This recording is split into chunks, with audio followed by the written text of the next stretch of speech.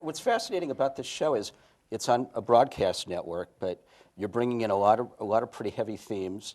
You know, very. You would think that this would almost be a cable niche audience. You're making this so focused and not the norm, and yet here you're getting top 10 ratings every week. So it's an amazing combination of I think of star power, but real creativity. Imagine how good we'd do if we dumbed it down a little. Huh? I was going to say, it's true.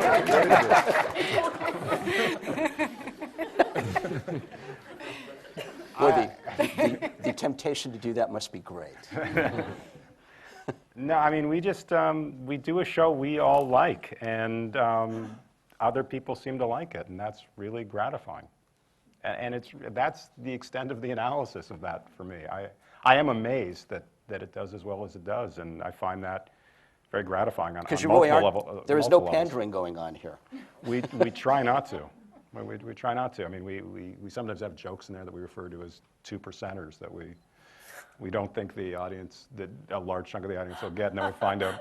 I'm always impressed with the people that get it, and you see it online, and people get it. The audience is smarter than certainly the networks give them credit for, and even sometimes I give them credit for.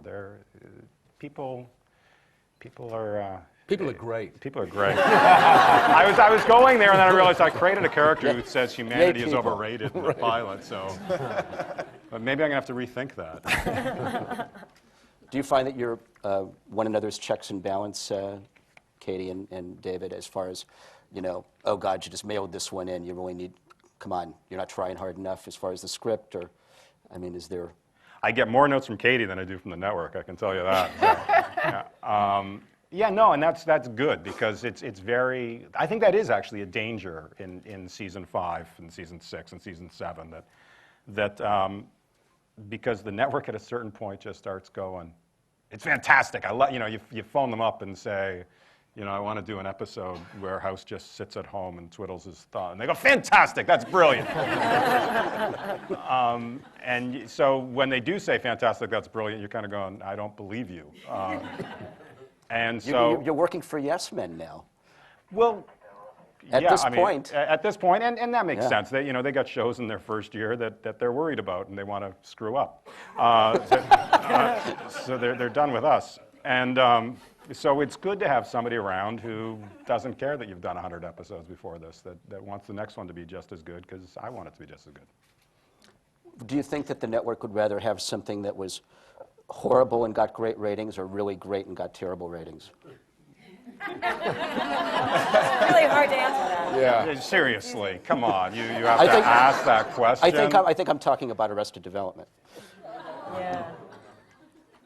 But except in your case, they're in the business of making money. Let's we can't really condemn them for that too much. We can bitch in our office all day long. you don't get many notes?